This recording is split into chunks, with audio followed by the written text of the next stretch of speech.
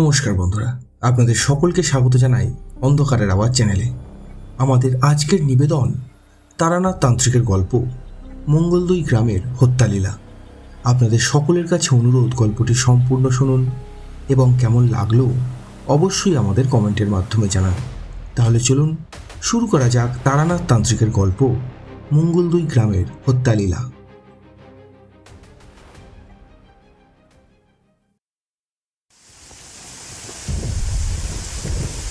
দিনটা ছিল জন্মাষ্টমী। সপ্তাহে একটা অতিরিক্ত ছুটি পেতে কে না চায়। হ্যাঁ, এই ছুটির আনন্দে মেসে বেশ দেরি করেই ঘুম থেকে উঠেছিলাম। আড়মোড়া ভাঙতে ভাঙতে জানলা দিয়ে বাইরের প্রকৃতির শোভা দেখতে গিয়ে দেখি ততক্ষণে আকাশ কালো মেঘে ছেয়ে গেছে, আর তার সাথে হয়ে চলেছে অঝোর ধারায় বর্ষণ। সকাল পেরিয়ে দুপুর গড়িয়ে গেলেও বর্ষণের মাত্রা খানিক কমল বটেই, কিন্তু তাতে বিশেষ লাভ হলো না। অনেক দিন তারানাথের বাড়িতেও যাওয়া হয়নি, তাই আগে থেকেই ঠিক করে রেখেছিলাম যে আজকে বিকেলের দিকে ওনার বাড়িতে যেতেই হবে। সেই মতো বিকেল হতে না হতেই ছাতা মাথায় গুটি গুটি পায়ে বেরিয়ে পড়লাম মঠ লেনের উদ্দেশ্যে। মোড়ের মাথায় পৌঁছে দেখি সেই উড়ে তেলে ভাজা দোকানের সামনে কিশোরী দাঁড়িয়ে চা খাচ্ছে। আরে কিশোরী, কতক্ষণ হলো? বেশিক্ষণ না ভাইয়া, এই মিনিট 10 হবে। তোমার আসতে দেরি হচ্ছে দেখে সবে মাত্র চায়ের কথা বলে দিয়েছি। তোমার জন্য একবার মুষের দুধের চা বলি? না হে, তুমি চা খেয়ে নাও, আমি ততক্ষণে গরম গরম জিলিপি দিয়ে দিতে বলি। আর তুমি পাসিং শোটা নিয়েছো তো? ওইটা কি করে ভুলি বলো তো। বলেই ডান হাতটা দিয়ে পাঞ্জাবির বুক পকেটটা দেখালো। চাটা শেষ করে ভাতটা ছুঁড়ে ফেলে এবারে আমরা এগিয়ে চললাম তারানাথের বাড়ির দিকে। দরজায় কড়া নাড়তেই যাব, এমন সময় কিশোরী আমাকে বাধা দিয়ে গলাটা একটু হাঁকিয়ে ডেকে উঠল। ঠাকুর মশাই বাড়ি আছেন নাকি? কিছুক্ষণের মধ্যেই দরজাটা খুলে গেল। দেখি সামনে চারি দাঁড়িয়ে আছে। তারপর এক গাল হেসে চারি বলল, আরে কাকা বাবু যে, আসুন আসুন। আমি চারির হাতে জিলিপির চ্যাঙালিটা ধরিয়ে দিয়ে বললাম, ঠাকুর মশাই কোথায়? বাবা ভেতরেই আছেন, আপনারা আসুন, নইলে একেবারে ভিজে যাবেন যে। আমি চটি খুলে ছাতার জোড়া দেওয়ালে ভেজিয়ে রেখে ঘরের ভিতরে ঢুকলাম। দেখলাম তক্তপোষের ওপর বসে তারানাথ মিটিমিটি হাসছে। বুঝতে পারলাম তারানাথ আজ বেশ খোশ মেজাজে আছে। সুতরাং আসন গ্রহণ করে বসতে না বসতেই বলে বসলাম, ঠাকুরমশাই, অনেকদিন আপনার গল্প শোনা হয়নি, তাই শুনতে চলে এলাম আর কি। গল্প গল্প নিশ্চয়ই হবে, তার আগে চা বলি। তারানাথের কথা শেষ হওয়ার আগে চারি একটা থালায় জিলিপি আর তালের বড়া সাজিয়ে নিয়ে চলে এলো। কাকা বাবুরা আগে তালের বড়া আর জিলিপি খান, আমি চা বসিয়ে দিয়েছি। কিশোরী একখানা তালের বড়া মুখের ভিতরে চালান করে তারপর বলল, কি চারি, তালের বড়া কোথায় পেলি এখন? কোথায় পাবো, আমি নিজেই বানিয়েছি, আজকে জন্মাষ্টমী না। দারুণ স্বাদ হয়েছিল মা। চারি চলে যেতেই তারানাথ শুরু করলো, কার মেয়ে দেখতে হবে না? হ্যাঁ, ওর মা ছিল একেবারে লক্ষ্মী প্রতিমার মতো। আমার এই ঘরকে বাড়ি বানিয়েছিল সে। সত্যি কথা বলতে ঠাকুর মশাই, চারির হাতের তালের বড়া খেয়ে আমার স্বর্গীয় মায়ের কথা মনে পড়ে গেল। কথাগুলো বলতে বলতে কিশোরীর চোখের কোণ ভিজে এলো। ইতিমধ্যে চারি চা নিয়ে চলে এসেছে।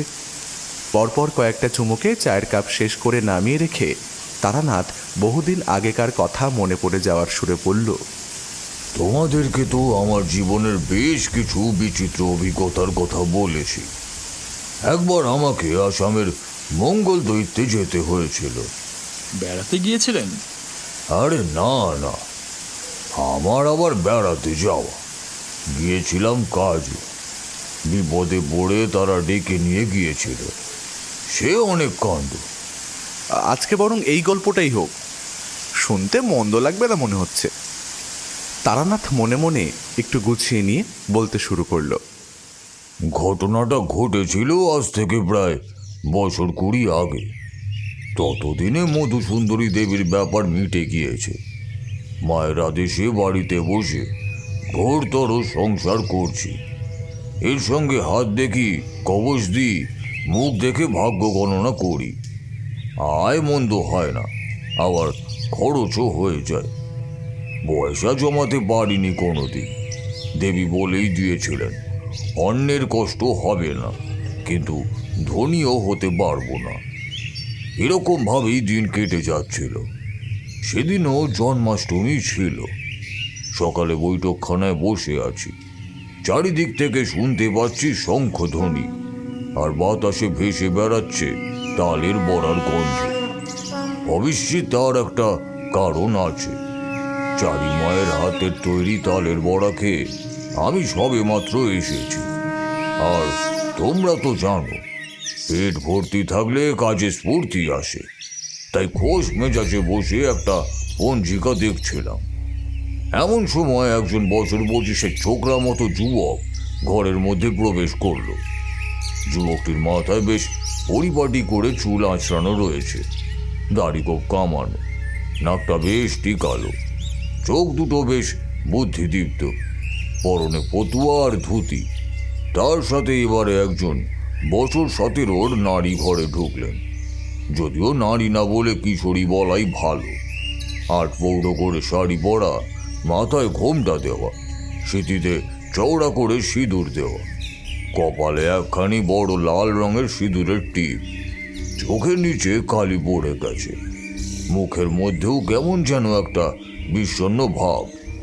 বেশ বুঝতে পারলাম মেয়েটি কোনো ব্যাপারে বেশ চিন্তায় আছেন। যুবকটি আমাকে জিজ্ঞাসা করলেন, আপনি কি তারানাথ জ্যোতিষার্ণ?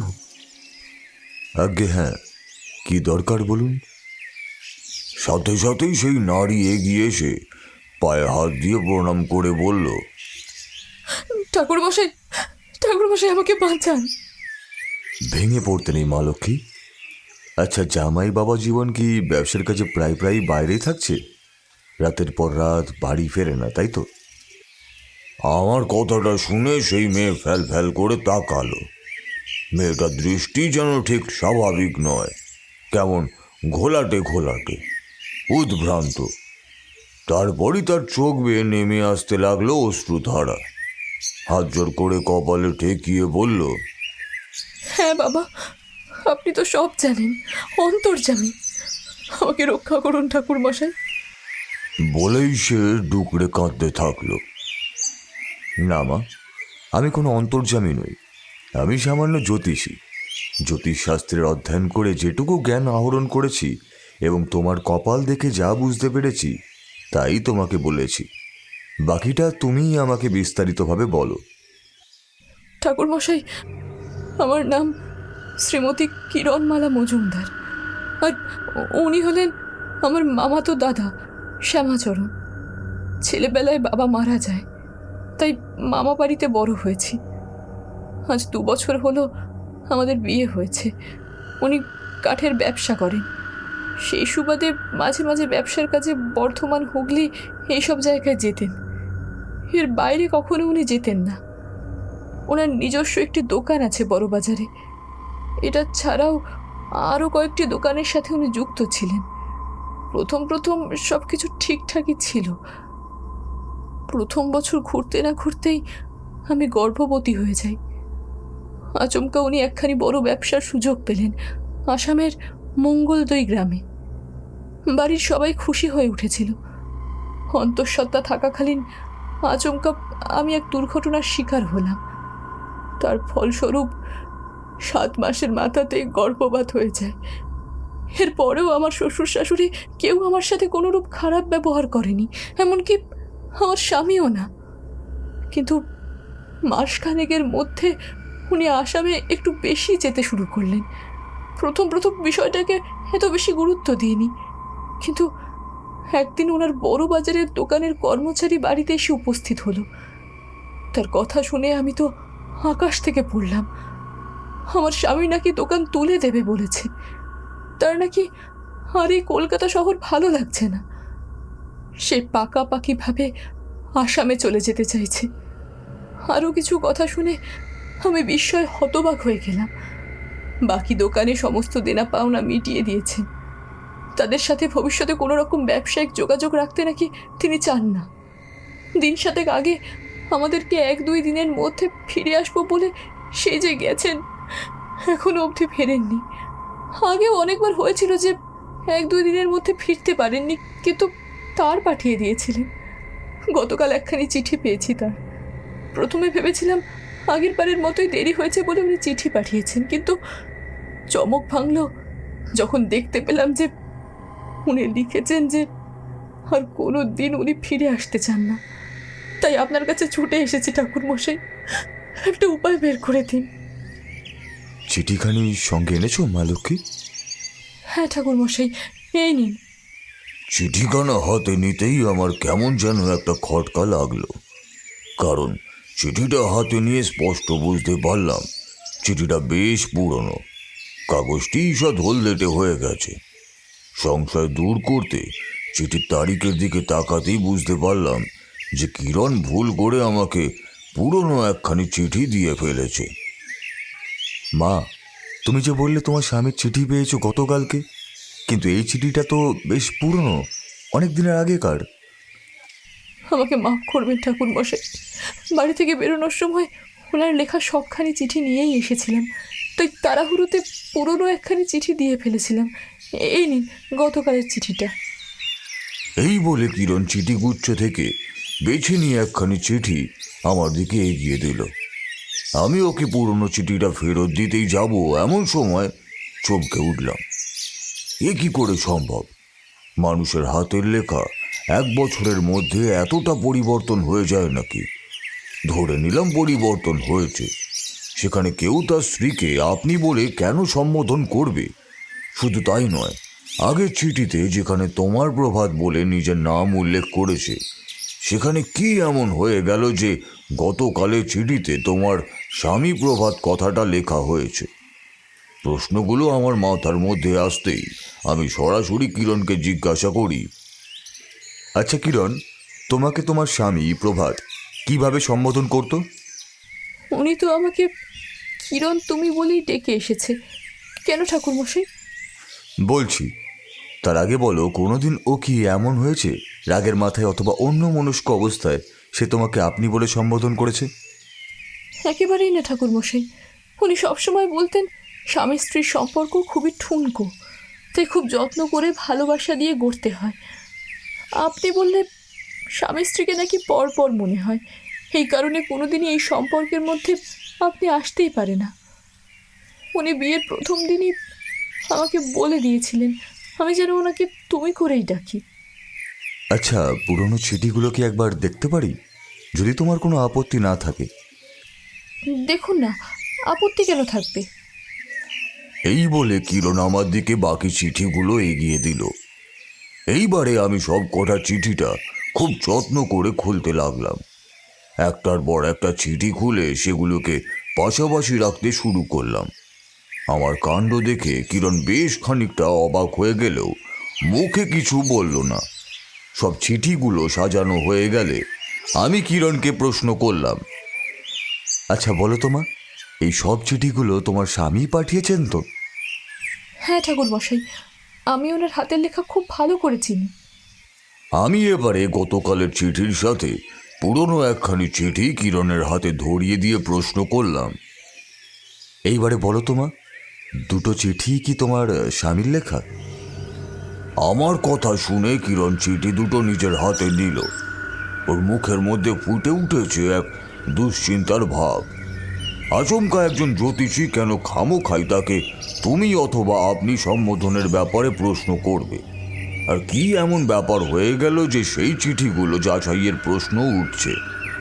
এই প্রশ্নগুলো কিরণের মনের মধ্যে দানা বাঁধতে শুরু করেছে। কিন্তু পুরনো চিঠিটা ভালো করে পরীক্ষা করার পরেও এবারে আমার সম্পর্কে তার মনের মধ্যে এক অবিশ্বাসের ঢেউ উঠতে শুরু করেছে।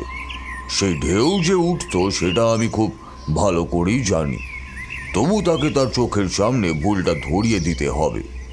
তাই যখন সে গতকালের চিঠিটা পুনরায় দেখতে গেল, অমনি দেখতে পেলাম তার চক্ষু ছানা বড়া হয়ে গেছে।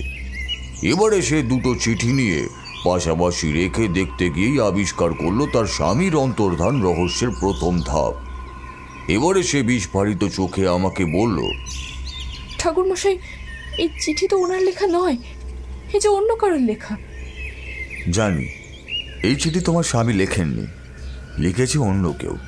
শুধু তাই নয়, এই চিঠি যখন লেখা হচ্ছিল সেই সময় কোনো গুপ্তবিদ্যার প্রয়োগ করা হয়েছিল আশেপাশে, কারণ এই চিঠির মধ্যে কোনো পোড়া পাতার হালকা গন্ধ পাচ্ছি। আমার শেষ কথাটি শুনে কিরণের চোখ বিস্ফারিত হয়ে গেল। সে রীতিমতো অবাক হয়ে বলল, এই আপনি কি বলছেন ঠাকুরমশাই? আমার স্বামীকে কেন কেউ টুকটাক করবে? কেন করবে অথবা করেছে তার জবাব তো একমাত্র আসামের মঙ্গল দৈত্যে গেলেই জানা যাবে। তবে এটুকু বলতে পারি, সেখানে উপস্থিত হলেও তোমার স্বামী এই মুহূর্তে তোমাকে চিনতে নাও পারে। এ কি করে সম্ভব? ও আমাকে চিনবে না?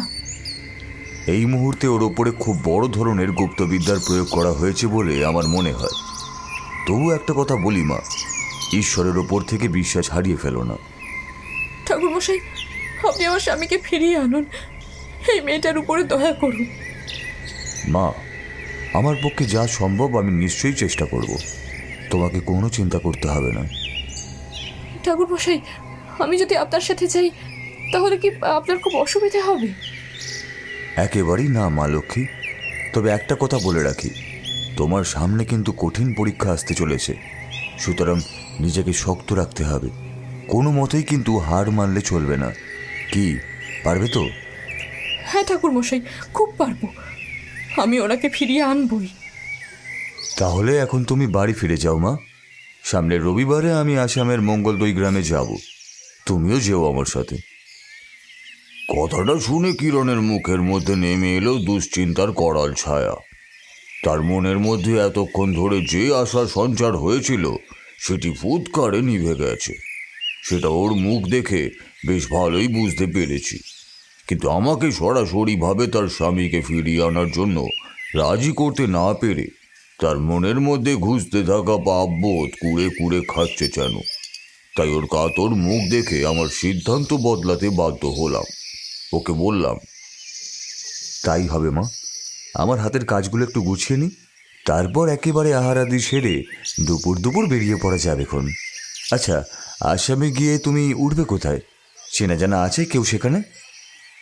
ঠাকুরমশাই, আমার এক বন্ধু অম্বিকাচরণ ব্যবসা সূত্রে বর্তমানে আসামের মঙ্গলদৈ গ্রামেই থাকে, তার ওখানে উঠতে পারি। তাহলে সেখানেই উঠবক্ষণ। আমি এদিকের কাজটা একটু সেরে আসি, কেমন? আমার কথার উত্তরে কিরণ শুধু মাথাটা নাড়ল, তারপর একভাবেই চুপ করে বসে রইল মাথা নিচু করে। আমি বাড়ির জন্য বাজার সেরে নিলাম। স্ত্রীকে সব কিছু বলতে সে আমাদের জন্য আলু সিদ্ধ দিয়ে ভাতে ভাত করে দিল। সেটা খেয়েই আমরা তিনজনে বেরিয়ে পড়লাম আসামের মঙ্গলদৈয়ের উদ্দেশ্যে। এখনকার দিনের মতো এত ভালো যানবাহনের ব্যবস্থা তখন ছিল না, তাই ট্রেন থেকে নেমে খোঁজ করতে লাগলাম সেখানে যাওয়ার কোনো ব্যবস্থা করা যায় কিনা। একেই সারা রাত ট্রেনে যাত্রা করার ফলে কিরণের শরীর কাহিল হয়ে পড়েছে। সে তার স্বামীর দুশ্চিন্তায় একবারের জন্য চোখের দুটি পাতা এক করতে পারেনি। কিন্তু এইভাবে তো যাত্রা করা যায় না, তাই স্টেশনের বাইরে একটা চায়ের দোকান থেকে আমরা তিনজনে চা আর নিমকি খেয়ে নিলাম। আমরা মঙ্গলদৈতে যাব কিভাবে সে কথাই ভাবছি, এমন সময় দেখি স্টেশনের বাইরে ষাঁড় দিয়ে গরুর গাড়ি দাঁড়িয়ে আছে। আমি ওদেরকে সাথে নিয়ে সেই দিকেই এগোলাম। বেশিরভাগ গাড়োয়ানই মঙ্গলদৈতে যেতে রাজি ছিল না। অবশেষে এক গাড়োয়ানকে পেলাম, সে আমাদেরকে সেখানে নিয়ে যাবে। আমরা সেখানে উঠে বসতেই সে গাড়ি ছেড়ে দিল। এতদিন পরে গ্রামে ফিরেও মনের মধ্যে শৈশবের যে ছবিগুলো আঁকা হয়ে আছে সেগুলো আবার দেখতে পারছিলাম। এত মুক্ত আকাশ আবার কবে দেখব সেটা অনেকদিন ধরেই ভাবছিলাম। আচমকা এরকম একটা সুযোগ এসে যাবে সেটা স্বপ্নেও ভাবতে পারিনি। রাস্তার দুই ধারে দিগন্ত বিস্তৃত ধান ক্ষেতের সুবর্ণ ভূমি। সেদিকে তাকালেই মনে হচ্ছে প্রকৃতি যেন রং তুলি নিয়ে নিজের আপন খেয়ালে রাঙিয়ে চলেছে। তার সাথে ক্ষেতের মধ্যে বয়ে চলা মৃদুমন্দ বাতাসে ধানের শীষগুলি নেচে চলেছে নিজস্ব ছন্দে। গায়ের মেয়ে বউরা কাঁধে কলসি নিয়ে পুকুর থেকে জল নিয়ে বাড়ি ফিরছে। জলের ফোঁটা মাটিতে পড়ে সোদা গন্ধ বেরোচ্ছে। মাটির সেই সোদা গন্ধ এখনো আমার মনকে পাগল করে দেয়। ছোট ছোট ছেলে মেয়েরা চলেছে পাঠশালার দিকে, বই মাদুর হাতে করে নিয়ে। যখনকার কথা বলছি তখনকার সময় ঘরে ঘরে এত বিজলি বাতির প্রচলন হয়নি। বেশিরভাগ ক্ষেত্রে রাস্তাঘাট ছিল পায়ে চলা মেঠো পথ। তার উপরে বেশিরভাগ রাস্তাতেই বড় বড় গাছের ছাউনির মতো হয়ে রয়েছে। সব থেকে মজার ব্যাপার হলো, এক একটা বাড়ির সামনে অনেকখানি জমি জমা দখল করে রাখত। আম বাগান, জাম বাগান, আলুর ক্ষেত, সুপারি বাগান, আরও কত কি। এইসবের কারণেই কারোর বাড়ি যেতে হলে বেশ কিছুটা সময় লেগে যেত।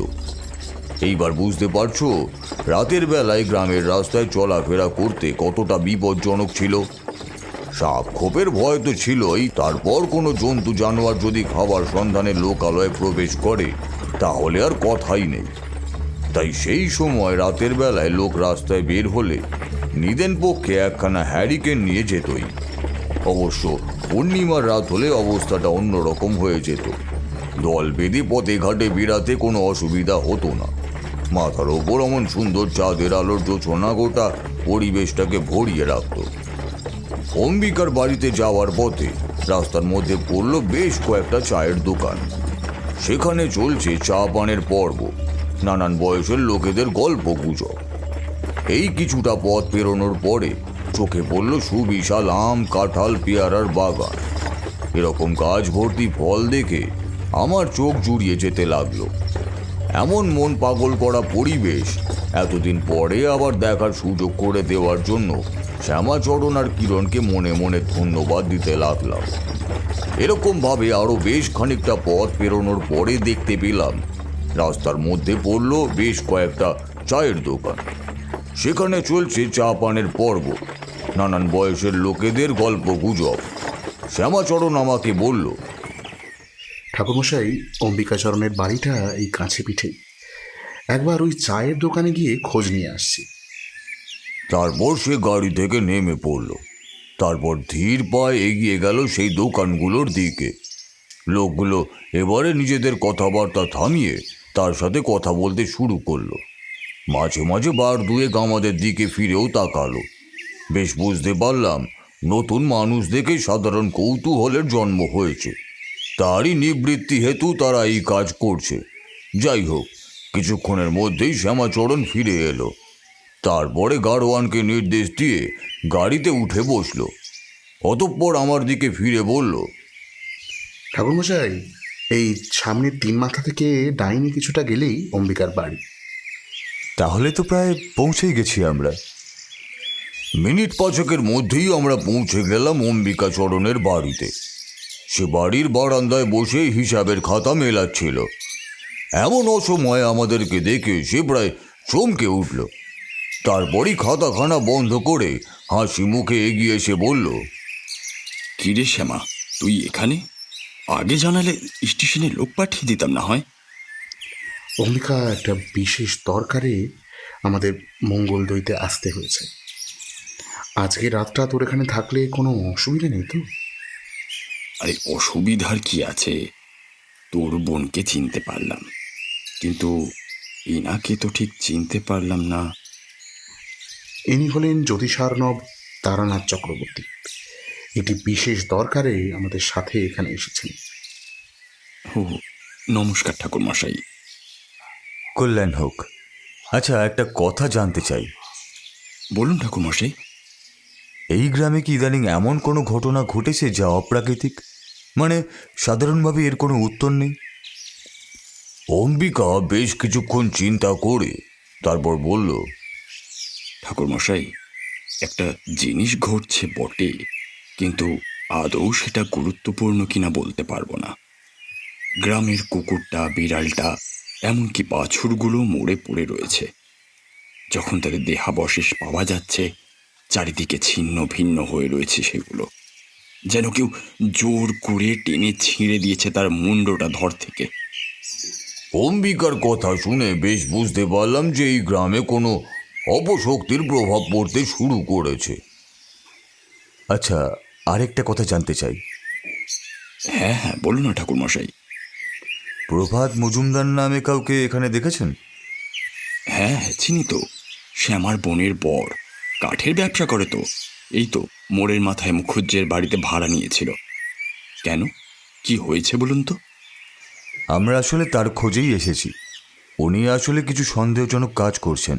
আপনি প্রভাতবাবুর মধ্যে সন্দেহজনক কিছু দেখেছিলেন কি? আমার প্রশ্নটা শুনে অম্বিকা কেমন যেন চুপসে যাওয়া ফানুসের মতো হয়ে গেল। তারপর উত্তরে বলল, তাহলে ব্যাপারটা বিস্তারিতভাবেই বলি। প্রভাত এখানে প্রায় ব্যবসা সূত্রে এসে থাকে, আর প্রতিবার ওই বাড়িতেই ভাড়া হিসাবে থাকে।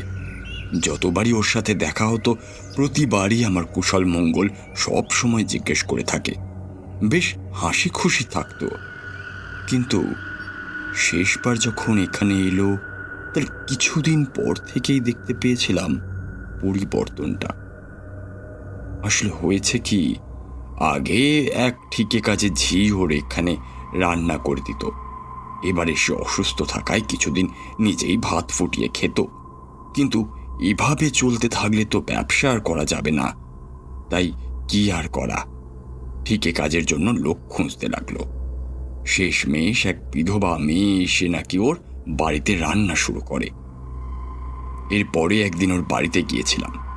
তখন সেই মহিলাটিকে দেখে আমি ওর শুভাকাঙ্ক্ষী হয়ে বলে বসেছিলাম যে অচেনা লোককে কেন সে কাজে নিয়োগ করেছে। আমার কথায় সে চূড়ান্ত রকমভাবে অসন্তুষ্ট হয়েছিল। সেই জন্যই বোধহয় প্রভাত আমার সাথে খুব রূঢ় ব্যবহার করেছিল। এরপর থেকেই সে আমাকে এড়িয়ে যেতে থাকে। আচ্ছা, প্রভাতের সেই নতুন ঠিকে ঝিকে দেখে আপনার কোনোভাবে খটকা লেগেছিল কি? আসলে সেদিন যে আমি ওর ঘরে গিয়েছিলাম সেটাকেও ভালো চোখে নেয়নি। ওকে দেখে মনে হচ্ছিল ওর যেন মানুষের সঙ্গে মিশতে ইচ্ছে করে না, হাসতেও ইচ্ছে করে না। কেমন কেমন একটা যেন হতবম্বের মতো হয়ে রয়েছিল সে। তার পারিপার্শ্বিক কিছুতে কোনো উৎসাহ নেই। সদা সর্বদা সেই ঠিকে ঝি তার সমস্ত অস্তিত্ব অধিকার করে নিয়েছে এই কদিনের মধ্যেই। গোটা ঘরের মধ্যে কিরকম একটা গন্ধ বের হচ্ছিল। এমন নোংরা ঘর জীবনে কোথাও দেখেছি বলে তো মনে হয় না। মাছের কাঁটা গোটা ঘরে ছড়িয়ে রয়েছে, আর শুধু কি তাই, রক্তাক্ত মাংসের হাড় অবধি ছড়িয়ে রয়েছে। তবে বাড়ির অবস্থার থেকেও প্রভাতের অবস্থা আরও খারাপ। তার বেশভূষা বেশ শৌখিন ছিল এককালে, এখন তাকে চেনা পরিচিত কেউ দেখলে চমকে ওঠে। অনেক দিনের না কামানো দাড়ি, গাল ভেঙে গেছে, উলুঝুলো চুলগুলোকে কোনো মতে শান্ত করে রাখার চেষ্টা। জামা কাপড় কাচাকুচি বা ইস্ত্রির বালাই বিশেষ নেই। গা থেকে পুরনো ঘামের টক পচা গন্ধ ছাড়ে। আমি ওকে যেই বললাম, কিরে প্রভাত, ঘরটা এরকম নোংরা হয়ে রয়েছে কেন? তোর কি মাথা খারাপ হয়ে গেছে? অমনি দেখলাম প্রভাত তেড়ে ফুঁড়ে উঠল। 1 বছর 30-এর মহিলা সেখানে এসে উপস্থিত হলো। তার বেশভূষায় দারিদ্র্যের ছাপ সুস্পষ্ট। গায়ের রং ঘন কৃষ্ণ কালো, চুল উস্কো খুস্কো হয়ে রয়েছে। কত বছর যে সেই চুলে চিরুনি চালানো হয়নি তা কেবল ঈশ্বরই জানেন। তার পরনে সাদা শাড়ি দেখে বেশ বোঝা যায় যে সেই মহিলাটি বিধবা। কিন্তু মহিলাটির সবচেয়ে আকর্ষণীয় ব্যাপার হলো তার মর্মভেদী চোখ। বারবার মনে হচ্ছিল সে আমার মস্তিষ্কের মধ্যে চলা চিন্তাগুলো যেন অনাশায় পড়ে ফেলছিল। আমি বেশিক্ষণ তার দিকে তাকিয়ে থাকতে পারলুম না। তখন সে প্রভাতকে বলল, দাদা বাবু, আপনার রান্না হয়ে গেছে। প্রভাত সেই কথা শুনেই বলে উঠল, দেখেছো অম্বিকাদা, জ্যোৎস্না আমার কত খেয়াল নেয়। আচ্ছা, তোমাকে ওর হাতের মাথা খাওয়াই, তাহলেই বুঝবে ওর হাতের রান্নার স্বাদ কেমন। তারপরে জ্যোৎস্নার দিকে ফিরে বলে উঠল, জ্যোৎস্না, এই বাবুর জন্য মাঠা করে নিয়ে এসো তো। ঠাকুরমশাই, আপনি বিশ্বাস করবেন না, চোখের পলক ফেলবার আগেই জ্যোৎস্না মাঠা নিয়ে হাজির। এই নিন দাদা বাবু, আপনার মাঠা। আমার দিকে মাথাটা বাড়িয়ে দিয়ে ঠোঁটের কোণায় কেমন একটা রহস্যপূর্ণ হাসি হেসে আমার দিকে সেই দৃষ্টিতে তাকিয়ে রইল। আবার সেই মর্মভেদী দৃষ্টি যা আমার অন্তরকে রীতিমতো জ্বালিয়ে দিতে লাগলো। কেমন একটা অস্বস্তি করতে লাগলো। মাথাটা খেতেই যাব এমন সময় দেখতে পেলাম একটা আরশোলা ওটার মধ্যে চড়ে বেড়াচ্ছে। আমি চমকে উঠলাম, আর একটু হলেই মাথাটা হাত থেকে পড়ে যেত। এমন সময় দেখি কোথায় কি, কোনো আরশোলা তো নেই সেখানে। একেবারে তাজ্জব বনে গেলাম। আমি অবাক দৃষ্টিতে চেয়ে রইলাম সেই জ্যোৎস্নার দিকে, কিন্তু তার মধ্যে কোনো রকম বিকার দেখলাম না। নির্বিকার চিত্তে মিটিমিটি হেসে চলেছে সে। আমি ফ্যাল করে সেই দিকে তাকিয়ে আছি, দেখি প্রভাত বলে উঠল, অম্বিকাদা, কি হয়েছে? মাথাটা খাও। অবশ্য তোমাকে দেখে মনে হচ্ছে এমন সুস্বাদু গন্ধে তুমি একেবারে মোহিত হয়ে পড়েছ। বলেই প্রভাত অট্ট হাসিতে ফেটে পড়ল। এরপরেই ঘটল সেই বিভীষিকাময় ঘটনাটা। হঠাৎ দেখতে পেলাম একটা ছায়া মূর্তি মাটি থেকে শূন্যে ভাসছে। তার চোখ দুটো আগুনের গোলার মতো লাল, শরীর থেকে কেমন জানি একটা ধোঁয়া বেরোচ্ছে। আচমকা দেখতে পেলাম কোথা থেকে একটা কুকুর সেখানে উপস্থিত হয়েছে। সেই কুকুরটা সেই ধোঁয়ার দিকে তাকিয়ে ঘেউ ঘেউ করে চিৎকার করেই চলেছে। ধীরে ধীরে সেই ধোঁয়ার কুণ্ডলিটা নেমে আসতে লাগলো। এইবারে কুকুরটা যেন নিজের চোখের সামনে জীবন্ত বিভীষিকা দেখতে পেল। সে ক্রমে এক পা করে পিছিয়ে যেতে লাগলো। কুকুরের পিছু হঠাৎ দেখেই সেই আবছায়া মূর্তি তীব্র জিঘাংসায় ঝাঁপিয়ে পড়ল ওর ওপরে। কুকুরটি সুতীব্র চিৎকারে শেষবারের মতো ডেকে উঠি চুপ করে গেল, কারণ ততক্ষণে তার ঘাড়ের মধ্যে কামড় বসিয়ে দিয়েছে সেই ছায়ামূর্তি। মুহূর্তের মধ্যে কুকুরের মুন্ডুটা গড়াগড়ি খেতে লাগলো সামনের মেঝের মধ্যে। ধরখানা হেলায় পড়ে রইল অন্যদিকে। গোটা ঘর জুড়ে বইতে লাগলো রক্তের স্রোত। সামনে এমন নারকীয় কাণ্ড দেখে ভয়ে চোখ বুজে ফেলেছি। পরক্ষণেই প্রভাতের ডাক শুনে চোখ খুলতেই দেখি কোথায় কি, কোনো রক্ত তো নেই। সামনে তাকিয়ে দেখি অবাক চোখে আমার দিকে চেয়ে রয়েছে প্রভাত, আর জ্যোৎস্না মিটিমিটি হেসে চলেছে। কি হয়ে চলেছে আমার সাথে কিছুই বুঝতে পারছি না। এইবারে ঘটল আরেকবার ভয়ঙ্কর কাণ্ড। আচমকা দেখি জ্যোৎস্না মাটিতে বসে আছে। একখানা বিড়ালকে চিবিয়ে খেয়ে চলেছে সে। মুখে যেন এক পরিতৃপ্তির হাসি। কষ বেগ গড়িয়ে আসছে কালচে তরল রক্তের ধারা। প্রাণীটা তখন বেঁচে আছে। নিজের প্রাণ বাঁচানোর জন্য শেষ আর্তনাদটুকুতে প্রাণপণে ডেকে চলেছে। জ্যোৎস্না তৃপ্ত মুখে বিড়ালটার দাপনার দিকে আর একটা কামড় বসালো। এবারে প্রাণীটা অতি ক্ষীণ স্বরে চিৎকার করে উঠল। আমার বাহ্যজ্ঞান হঠাৎ করে হারিয়ে যেতে লাগলো। মনে হলো যেন এক্ষুনি মাটিতে উল্টে পড়ে যাব। সামনে তাকিয়ে দেখি জ্যোৎস্না বিড়ালটা শেষ অংশটুকুও পরম তৃপ্তিতে খেয়ে চলেছে। তার মুখের মধ্যে লেগে রয়েছে প্রাণীটার চটচটে তরল রক্ত। বেশভূষা কেমন যেন অবিন্যস্ত হয়ে রয়েছে। তার মুখের মধ্যে লেগে রয়েছে এক ভয়ঙ্কর কৌতুকপূর্ণ রহস্যময় হাসি। সেই কাণ্ড দেখে আমার ভিড়মি খাবার জোগাড়। কিছুই বুঝে উঠতে পারছি না। গিয়ে ওইসব কাণ্ড দেখে আমার চোখ ছানা বড়া হয়ে গেছে ততক্ষণে। চোখের পলক পড়তে না পড়তেই ভোজবাজির মতো সব কিছু দাও হয়ে গেল। অমনি দেখতে পেলাম আবার আগের মতোই অবাক দৃষ্টি নিয়ে প্রভাত আমার দিকে চেয়ে রয়েছে, আর জ্যোৎস্না তার ছলনাময়ী হাসিটা ঠোঁটের কোণায় বজায় রেখে আমার দিকে স্থির দৃষ্টিতে চেয়ে রয়েছে। সেদিন আমি সেই মাটা ফেলে পড়ি কি মরি করে সেখান থেকে পালিয়ে এসেছিলাম। শুনতে পাচ্ছিলাম প্রভাত পেছন থেকে বহুবার আমার নাম ধরে ডাকছিল, অম্বিকাদা, ও অম্বিকাদা, আরে চললে কোথায়? কিন্তু আমি পিছনে ফিরে চাইনি। লোকে পাগল না হলে কেউ ওই ভূতুরের বাড়িতে যায় নাকি? কোনো রকমে সেদিন প্রাণ হাতে করে নিয়ে বেঁচে ফিরতে পেরেছিলাম। আর দ্বিতীয় কোনোদিন ও বাড়ি মুখ হইনি আমি। এমনকি কোথাও প্রভাতকে দেখতে পেলে আমি সেই ত্রিসীমানার মধ্যেই থাকি না। আর রক্ষে করো রঘুবীর, রক্ষে করো। অম্বিকার এরকম আতঙ্কপূর্ণ রূপ দেখে বেশ বুঝতে পারলাম যে প্রভাতের বিপদের মাত্রা কতটা ভয়ঙ্কর। ঠিক এরকমই কিছু একটা যে হতে চলেছে সেটা বেশ বুঝতে পেরেছিলাম, তবে ওনাকে এইভাবে ভয় পেতে দেখে সত্যিই খারাপ লাগলো। আমি সামান্য হেসে ওনাকে প্রশ্ন করলাম, অম্বিকাবাবু, আপনার মতন সাহসী লোক আমি খুব কমই দেখেছি। কিরণমালার কাছ থেকে প্রভাতবাবুর ঘটনা শুনে আমরা আর বিলম্ব করিনি। এখানে আসতে যেটুকু সময় লাগে সেটুকুই সময় নিয়েছি। এই বিপদকে মঙ্গলদৈ গ্রাম থেকে উৎখাত করে তবেই আমি ক্ষান্ত হব। আমার কথা শুনেই অম্বিকার মুখের মধ্যে আনন্দের একটা শিহরণ খেলে গেল, যেন সেই শিহরণ তার চোখ থেকে অশ্রুর ন্যায় বেরিয়ে আসতে লাগলো। রীতিমতো আবেগতাড়িত হয়ে সে বলতে শুরু করলো, ঠাকুরমশাই, আমাদের গ্রামে এক সাক্ষাৎ বিভীষিকার আবির্ভাব হয়েছে। সেই রক্তলুলু পিশাচি প্রভাতের মতো মানুষটাকে নিংড়ে শেষ করে দিচ্ছে চোখের সামনে। আমি কিছুই করতে পারলাম না। কথা শেষ করার আগেই কান্নায় ভেঙে পড়ল অম্বিকা।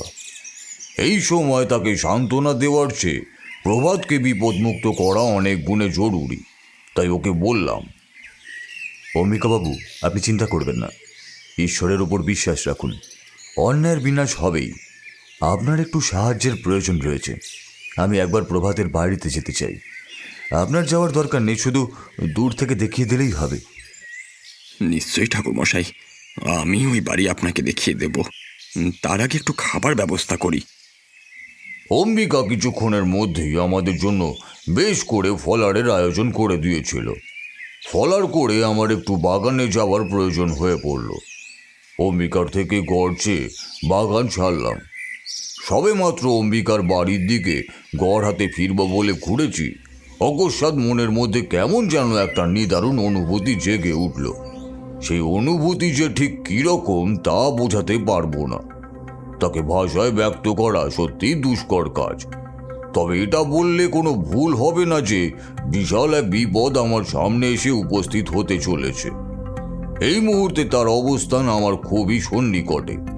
সেই অজানা ভয়ের এক বৈচিত্র্যপূর্ণ অনুভূতি বুকের মধ্যে ঠেলে উঠতে শুরু করলো।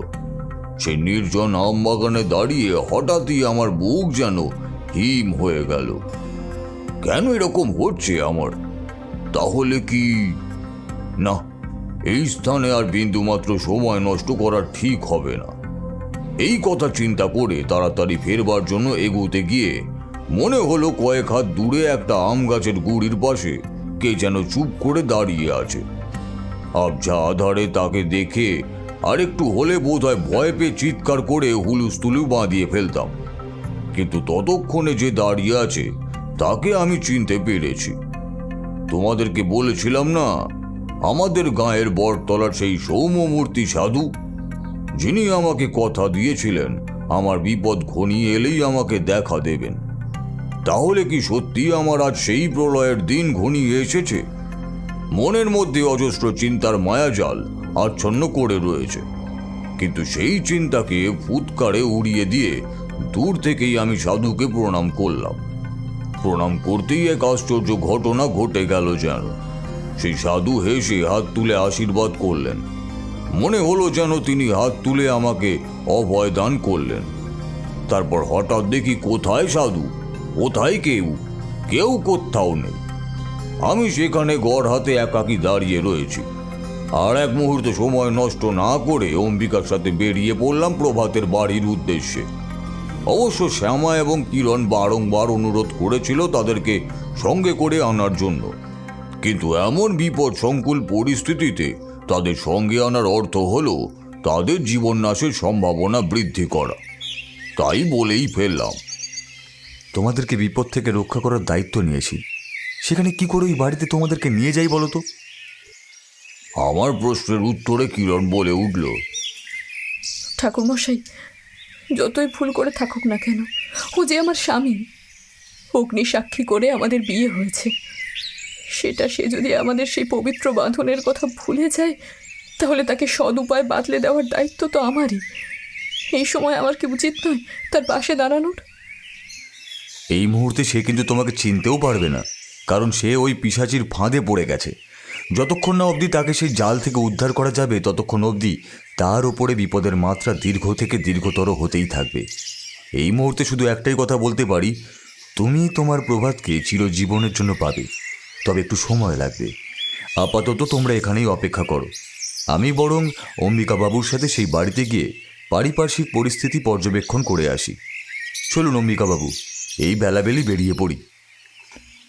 আমরা বেরিয়ে পড়লাম প্রভাতের বাড়ির উদ্দেশ্যে।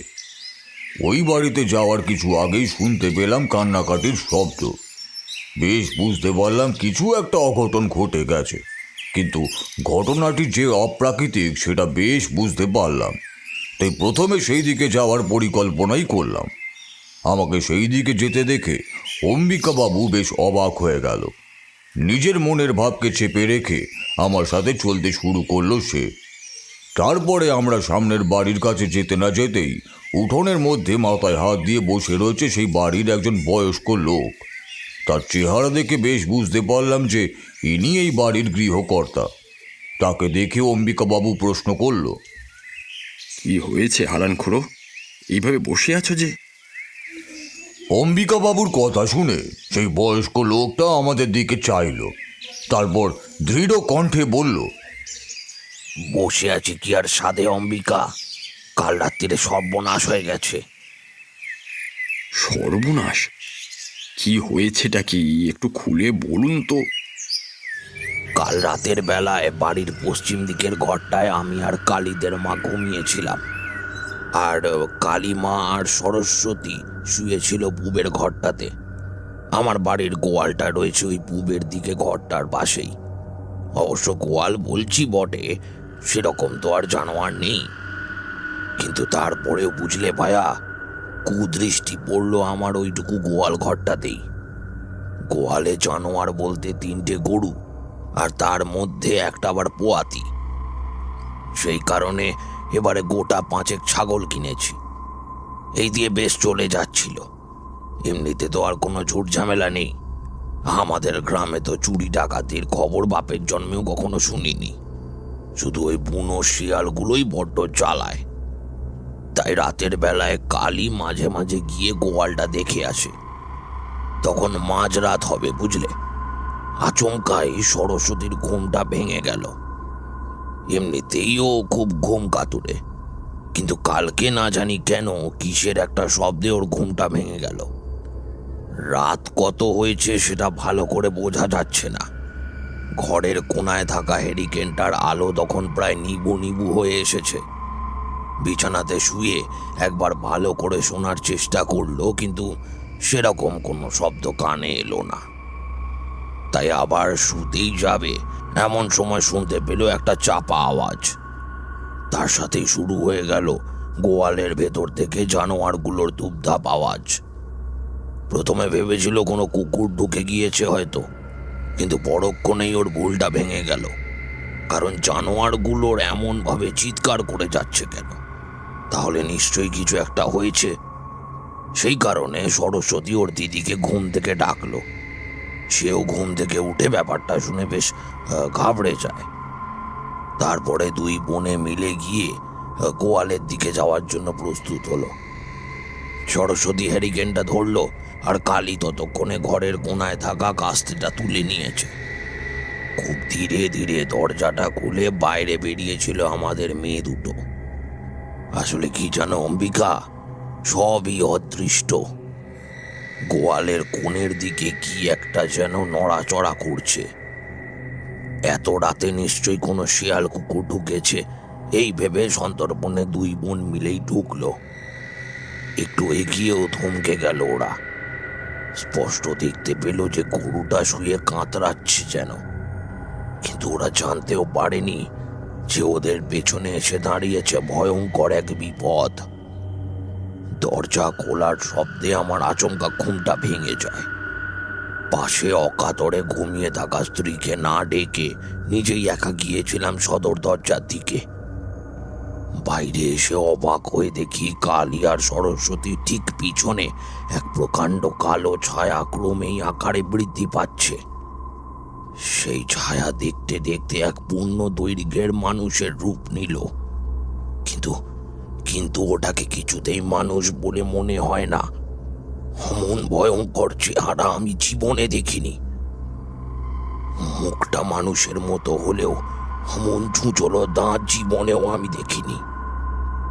মাথার দুই পাশে দুই কানে শিং, ঠিক যেমন ছোটবেলায় রূপকথার গল্প পড়েছিলাম ঠিক সেই রকম। এত কিছু হয়ে গেলেও মেয়ে দুটো কিছুই টের পেল না। তারা তখনও চেয়ে আছে সেই গোয়ালের দিকে। সেই শয়তানটা আমার মেয়েদের ওপর আক্রমণ করতেই যাবে এমন সময় আমার মুখের ভেতর থেকে বেরিয়ে এলো করুণ এক আর্তনাদ। সেটা শুনে শয়তান আমার মেয়ের দিকে তাকিয়ে এমন অট্ট হাসি হাসলো যাতে শরীরের সমস্ত হাড় হিম হয়ে যায়। এক মুহূর্তের জন্য মনে হলো যেন মেয়ে দুটোকে এই শেষবারের মতোই দেখছি আমি। কারণ আজকে রাতের শিকারের সন্ধান পেয়ে গেছে সে। কিন্তু তারপরেই দেখতে পেলাম এক আশ্চর্য জিনিস। মেয়ে দুটোকে যতবারই ক্ষিপ্তভাবে আক্রমণ করতে চায় ততবারই সে প্রতিহত হয়ে পড়ে। মনে হতে লাগলো কোনো অদৃশ্য শুভ শক্তি যেন ওদের দুজনকে আষ্টে পিষ্টে ঘিরে রেখেছে। সেটাতেই বারংবার প্রতিহত হতে থাকলো সেই অশুভ শক্তির আক্রমণ। প্রতিবারই তার আক্রমণ নিষ্ফল হয়ে যাওয়ায় আবার সে আক্রোশের সাথে চিৎকার করে উঠল। ব্যাপারটা ঠিক কি ঘটল প্রথমে কালী আর সরস্বতী বুঝতে পারেনি। এবারে পেছনে ঘুরে তাকাতেই দেখতে পেল সেই ছায়ামূর্তিটিকে। তার সেই হিংস্র চেহারা দেখে কালী তৎক্ষণাৎ জ্ঞান হারালো, কিন্তু সরস্বতী আমার তেজস্বী কন্যা, তাই সে দাপটের সাথে সেখানেই দাঁড়িয়ে রইল। ওর এই দাপট দেখে আরো যেন ক্ষিপ্ত হলো সেই ছায়ামূর্তি। তাই শেষবারের মতো ওর ওপর আক্রমণ শানাতে গিয়ে যেই দেখল সেই আক্রমণ নিষ্ফল হয়েছে, তখন প্রবল আক্রোশের সাথে চিৎকার করে উঠল। তারপরেই সেখান থেকে পালিয়ে গেল। কিন্তু পালানোর সময় ওই পোয়াতি গরুটাকে একেবারে ফালা ফালা করে দিয়ে চলে গেল। বললে বিশ্বাস করবে না অম্বিকা, ওই নিরীহ জীবটাকে একেবারে নাড়ি ভুঁড়ি বের করে দিয়ে চলে গেল শয়তানটা। পেটের ভেতর থেকে ওই বাচ্চাটার ভ্রূণটা অব্দি বেরিয়ে এসেছিল। কথা শেষ করেই হাউ হাউ করে উঠলেন হারান খুড়ো। ওনাকে সমবেদনা জানানোর জন্য অম্বিকা এগিয়ে গেল। ওনার পাশে বসে ঘাড়ে পিঠে হাত বুলিয়ে দিতে লাগলো। এমন সময় আমি প্রশ্ন করলাম, হারানবাবু, যদি কিছু মনে না করেন তাহলে একটি প্রশ্ন করি। প্রশ্ন শুনেই জিজ্ঞাসু দৃষ্টিতে আমার দিকে চেয়ে রইলেন হারান খুড়ো। এবারে অম্বিকা আসরে নামলো। ইনি হলেন জ্যোতিষার্ণব তারানাথ চক্রবর্তী। একটি বিশেষ দরকারে এখানে এসেছেন। অম্বিকার কথা শুনে হারান খুড়োর ভিতরে জমে থাকা অবিশ্বাসের মেঘ কিছুটা হলেও সরল বলে মনে হলো। এরপরে উনি আমাকে সরাসরি বললেন, নমস্কার ঠাকুর মশাই, বলুন কি জানতে চান। যখন সেই পিশাচ আপনার কন্যাদের উপরে আক্রমণ করেছিল তখন সেই আক্রমণ প্রতিহত হয়। তাই আমি জানতে চাই এর কারণটা কি। কারণ এই বাড়িতে আমি শুভ শক্তির আভাস পাচ্ছি। আমার কথা শেষ হতেই হারান খুড়ো খানিক চিন্তা করলেন, তারপরে বললেন, ঠাকুর মশাই সেরকম ভাবে তো কিছু বলতে পারবো না, তবে এইটুকু বলতে পারি কালীর জন্মের সময় এক মরণপণ ব্যাধি হয়েছিল। কত ডাক্তার ব্যাধি দেখালাম কিন্তু কিছুতেই কিছু হয় না। শেষমেশ কামাখ্যা মন্দিরে হত্যে দিয়ে পড়েছিলাম। তখন মা আমাদের দিকে মুখ তুলে চাইলেন। পুরোহিত আমার দুই মেয়ের হাতেই বেঁধে দিলেন মায়ের আশীর্বাদ যুক্ত এক তাবিজ, আর বলে দিয়েছিলেন এই তাবিজ যাতে কোনো মতেই না খুলে ফেলা হয়। এই তাবিজ থাকলে নাকি যে কোনো অশুভ শক্তি ওদেরকে ছুঁতে পারবে না। এর বেশি তো আমার জানা নেই। ওইটুকুতেই হবে। আগামীকাল অমাবস্যা। অম্বিকাবাবু, আমাদের আর বেশি দেরি করা ঠিক হবে না। আমরা হারান খুড়োর কাছ থেকে বিদায় নিয়ে এগিয়ে চললাম প্রভাত বাবুর বাড়ির উদ্দেশ্যে। সেই বাড়ির কাছাকাছি আসতেই রীতিমতো চমকে উঠলাম। এমনি অম্বিকার মুখ দেখে বুঝতে পারলাম যে বাড়ির এমন দশা দেখতে হবে সেটা উনি কল্পনাও করেননি। বাগানের গাছপালাগুলো ছোটখাটো এক বন জঙ্গলের মতো পরিবেশের সৃষ্টি করেছে। কিছুটা দূরেই মড়মড় করে একটা গাছের ডাল ভেঙে পড়ার শব্দ ভেসে এলো। জঙ্গলি বাঁদরের দল লুটপাট করার অভিপ্রায় এসে কিছু একটা দেখে ভয় পালিয়ে গেল। আমাদের পায়ের শব্দ পেয়ে ভীত সাপ একে বেঁকে চলে যেতে লাগলো ঝোপের আড়ালে। এইসব দেখে একেবারেই চুপ করে গেছে অম্বিকা বাবু। ঠিক এই সময় এই জঙ্গল কাঁপিয়ে তীক্ষ্ণ স্বরে কয়েকটা পাখি ডেকে উঠল পরপর। তারপর সব চুপচাপ। থমথমে কয়েক মুহূর্তের পরে এই পরিবেশে শুধুমাত্র ঝিঝি পোকার ডাক ছাড়া আর কিছুই শোনা গেল না। আমি আর দেরি না করে আমাদের দুজনের গাত্রবন্ধনের ব্যবস্থা করে ফেললাম, কারণ এইটুকু এতক্ষণে বেশ বুঝতে পেরেছি যে এইবারে আমাদের মোকাবিলা হতে চলেছে এক ভয়ঙ্কর তন্ত্র সাধিকার সঙ্গে। আর এও বুঝতে পেরেছি যে এই সাধিকার একজন পোষা পিশাচ আছে। যত দূর মনে হয় সেই পিশাচ হলো ডুগরি পিশাচ। হারান খুড়োর বর্ণনা থেকে এইটুকু বুঝতে পেরেছি যে অমন ভয়ঙ্কর আকারের পিশাচ কেবলমাত্র ডুগরি পিশাচেরই হয়ে থাকে। আমরা দ্রুত পায়ে জঙ্গল ভেঙে এগোতে লাগলাম প্রভাতবাবুর বাড়ির উদ্দেশ্যে। আকাশের দিকে চোখ যেতেই চমকে উঠলাম। জমাট বাঁধা মেঘের গায়ে বিদ্যুৎ চমকালো একটা। কানে এলো মেঘের প্রবল গর্জন। বৃষ্টি নামার আগে কিছু পাগলা হাওয়া গাছগুলোকে প্রবল বেগে দুলিয়ে দিয়ে গেল। হঠাৎ এই সময় এই ঝড় ওঠায় আমি আর অম্বিকা বাবু দুজনে আলাদা হয়ে পড়েছিলাম। এগোতে গিয়েই বোধহয় কোনো আলগা পাথরে ওনার পা পড়ল। নিজেকে বাঁচাতে গিয়ে আরও টাল খেলেন। হোঁচট খেয়ে পড়লেন কিছুটা দূরের মাটিতে। বাড়িটার পিছন দিকে একখানা জলাশয় রয়েছে বলে এই জায়গাটা পাহাড়ি শ্যাওলা ধরে রয়েছে। তার সাথে জায়গায় জায়গায় বেশ পিছল। পায়ের নিচে শ্যাওলা ধরা নুড়িগুলো দেখতে বেশ অদ্ভুত। আর সেই নুড়ির মধ্যে থাকা বড় সাদাটে রঙের পাথর কেমন যেন একটা। অম্বিকা বাবু ঝুঁকে ওই লম্বাটে পাথর তুলতে গিয়েও ছুঁড়ে ফেলে দিলেন। এগুলো তো কোনো পাথর নয়, আসলে ওগুলো কোনো প্রাণীর হাত অথবা পায়ের হাড়। ভয়ে হতভম্ব অম্বিকা বাবুকে আরো চমকে দিল এক তীব্র অর্থচিৎকার। আমি নিজের গলা শুনে চমকে উঠলাম। বেশ বুঝতে পারছি যে সেই তন্ত্র সাধিকার নিজের মায়াজাল বিস্তার করা শুরু করেছে। এর মধ্যে থেকে খুব শীঘ্রই অম্বিকা বাবুকে বের করে আনতে না পারলে খুব বড় বিপদ ঘটে যেতে পারে। কারণ এই মায়া অম্বিকা বাবুর মনের মধ্যে বাস্তব এবং কল্পনার মধ্যেকার সূক্ষ্ম ফারাকটাকে বুঝিয়ে দিতে সক্ষম হয়ে পেরেছে প্রায়। তাই ওনার মনের মধ্যে ওঠা প্রথম প্রশ্নই হলো, কেউ কি আমাকে মেরে ফেলল? তবে এবার ওনার পালা, নাকি মিথ্যেই ভয় পাচ্ছেন উনি? শেষমেশ এখান থেকে পালানোটাই শ্রেয় বলে মনে করলেন উনি। অনেক কষ্টে একটা ভালো পথের সন্ধান পেলেন তিনি। তারপরে চলতে গিয়ে আবারও পড়ে গেলেন। এইভাবে কোনো মতে হাকুবাকু করে জঙ্গল থেকে বেরোনোর বৃথা চেষ্টা করে যেতে লাগলেন।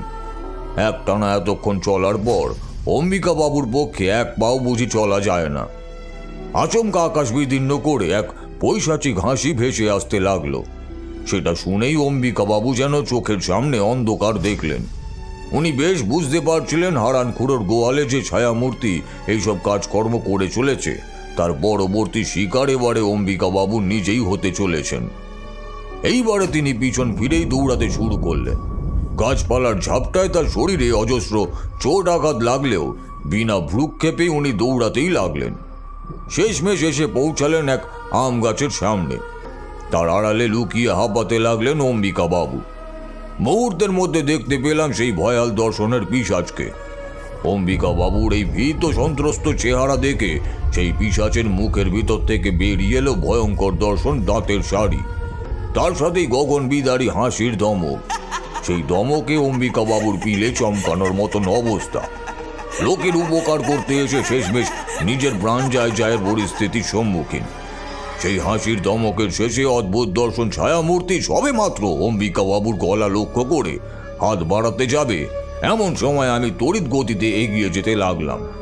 আমার উপস্থিতি লক্ষ্য করলেও সেটা ভ্রুক্ষেপ না করে নিজের কার্যেই রত ছিল সেই পিশাচ। আর এতেই হলো তার কাল। আমি মধুসুন্দরী দেবীকে স্মরণ করে এক ঝটকায় সেই পিশাচের টুটি লক্ষ্য করে দিলাম এক চাপ। অমনি দেখতে পেলাম এক আশ্চর্য জিনিস। সে পিশাচ আমার সামনে একেবারে কুপোকাত হয়ে পড়ল। সে বেচারা ভাবতেও পারেনি যে আমার মতন একজন সাধারণ সাধু তার মতন এক ভয়ঙ্কর পিশাচকে কুপোকাত করে ফেলতে পারবে। পিশাচ বেটা লুটিয়ে পড়তেই তার কপালে বুলিয়ে দিলাম সঙ্গে থাকা মন্ত্রভূত জল। সেই তরলের স্পর্শে আসতেই ত্রাহি ত্রাহি চিৎকার করে উঠল পিশাচটা। এক নারকীয় হাহাকার ও আর্তনাদের সঙ্গে সেও মিশে গেল অনন্ত মহাশূন্যে। ওদিকে অম্বিকা বাবু সামনে সেই পিশাচকে দেখেই তার জ্ঞান হারিয়ে ফেলেছিলেন। আমি অম্বিকা বাবুকে কোনো রকমে জাগাতেই দেখতে পেলাম তার মুখের মধ্যে তখনও রয়েছে ভয়ের স্পষ্ট ছাপ। তাকে সংক্ষেপে ব্যাপারটা বলতেই উনি বিস্ময়ে হতবাক হয়ে বললেন। আমি সামান্য হেসে ওনাকে বললাম, অম্বিকা বাবু, তবেই তন্ত্র সাধিকার পোষা পিশাচটা ধ্বংস হয়েছে, কিন্তু এখনো সে বহাল তবিয়েতেই রয়েছে। আপনাকে বিশেষ একটি কার্য করতে হবে। আমার ইশারা পাওয়া মাত্রই কার্যটি আপনাকেই করতে হবে। সুতরাং তার হাত থেকে প্রভাত বাবুর মুক্তি না হওয়া অবধি এই কাজ অসম্পূর্ণই থেকে যাবে। চলুন এবারে প্রভাত বাবুর বাড়ির দিকে অগ্রসর হই। বিনা বাক্য ব্যয় অম্বিকা বাবু আমার পিছু নিতে লাগলেন। যতই সেই বাড়ির দিকে অগ্রসর হচ্ছি ততই যেন অশুভ শক্তির প্রভাব বৃদ্ধি পেয়েই চলেছে। কিন্তু একটা কথা তো তোমরা জানো, যতই অশুভ শক্তির বৃদ্ধি ঘটুক না কেন, শুভ শক্তির বিকাশ সেই কালো শক্তিকে সমূলে বিনাশ করতে সক্ষম। বাড়ির সদর দরজায় হাত দিতেই চমকে উঠলাম। এমন প্রবলভাবে উত্তপ্ত হয়ে রয়েছে যেন দরজার পিছনে স্বয়ং সূর্যদেব অবস্থান করেছেন। মনে মনে মধুসুন্দরী দেবীকে স্মরণ করে দরজায় মৃদু আঘাত দিতে সেটা খুলে গেল। সেই প্রায় অন্ধকারাচ্ছন্ন ঘরের ঠিক মধ্যিখানে হোমকুণ্ড জ্বালিয়ে যজ্ঞে বসেছে রক্তিম বস্ত্র পরিহিতা এক তন্ত্র সাধিকা। তার পাশেই বসে আছে এক যুবক। যুবকটিকে দেখেই বোঝা যাচ্ছে যে সে রীতিমতো নেশাচ্ছন্ন হয়ে রয়েছেন। সাধিকার পাশে কয়েকটা কাক রাখা রয়েছে। তাদের প্রত্যেকের পায়েই সুতো দিয়ে বাঁধা রয়েছে। নিশ্চয়ই তাদের ওপরে কোনো রকম মন্ত্র প্রয়োগ করা হয়েছে, নইলে তারা নিশ্চিত মৃত্যু বুঝতে পেরেও চিৎকার করছে না কেন? শুধু তাদের চোখ বেয়ে অঝরে ঝরে পড়ছে অশ্রুধারা। আমরা সেখানে যেতেই সাধিকা আমাদের দিকে তাকালো। মনে হলো যেন সে আমাদের জন্যই অপেক্ষা করছিল। একটা মুচকি হাসি হেসে আচমকা চিৎকার করে বলে উঠল, বলরাম, বলরাম, বলরাম। কিন্তু 3 বার ডাকার পরেও যখন সেই বলরাম নামক পিশাচের দেখা পাওয়া গেল না, তখন সেই সাধিকার কপালের ভ্রুকুটি দেখা গেল। আমি মৃদু হেসে বললাম, আপনার সেই পোষা পিশাচ বর্তমানে ইহলোকের মায়া ত্যাগ করে অনন্ত মহাযাত্রার উদ্দেশ্যে রওনা দিয়েছে। আমার কথা শেষ হতেই সেই সাধিকার ভ্রুকুটি পলকের মধ্যেই মিলিয়ে গেল। তারপর গগন বিদারী এক অট্ট হাসি হেসে সে বলতে শুরু করলো,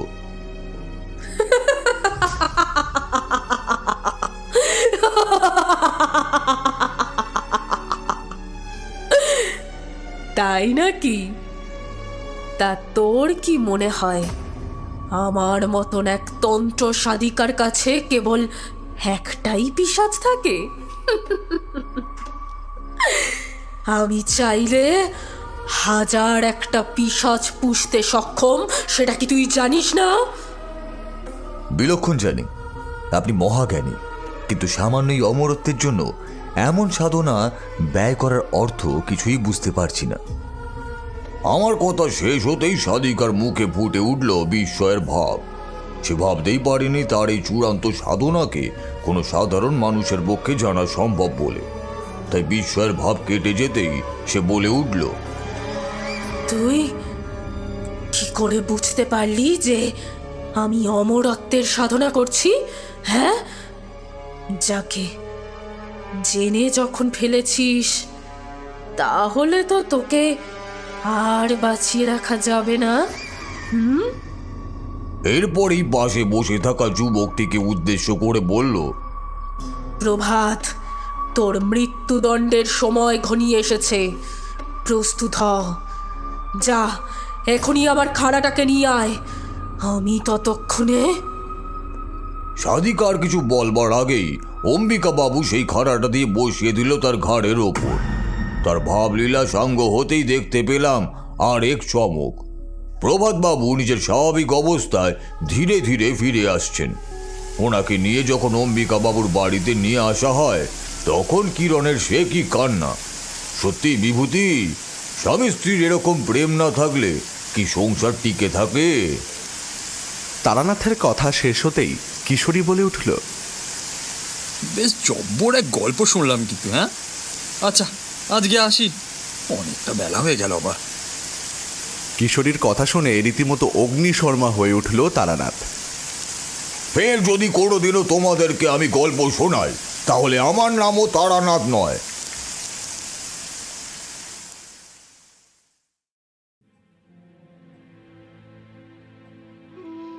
শুনছিলেন তারানাথ তান্ত্রিকের গল্প মঙ্গলদুই গ্রামের হত্যালীলা। গল্পটি আপনাদের কেমন লাগলো অবশ্যই আমাদের কমেন্টের মাধ্যমে জানান। যদি ভালো লেগে থাকে তাহলে একটি লাইক করবেন এবং এই রকম আরও গল্প শুনতে সাবস্ক্রাইব করতে পারেন অন্ধকারের আওয়াজ। দেখা হবে পরবর্তী একটি ভিডিওতে। ততক্ষণের জন্য সবাই ভালো থাকুন, সুস্থ থাকুন। সকলকে অসংখ্য ধন্যবাদ।